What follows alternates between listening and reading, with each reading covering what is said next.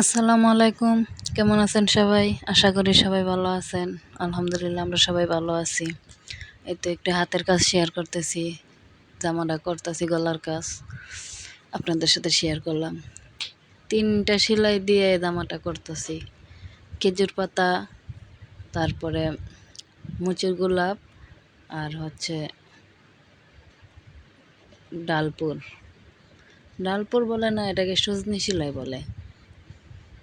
এই তো দেখতে থাকেন।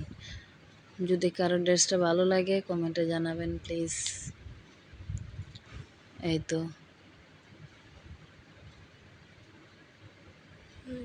কাজটা ভালো লাগলে লাইক কমেন্ট করবেন, শেয়ার করবেন,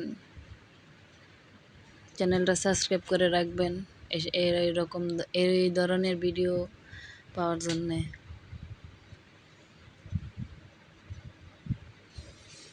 আসসালামু আলাইকুম, ভালো থাকবেন।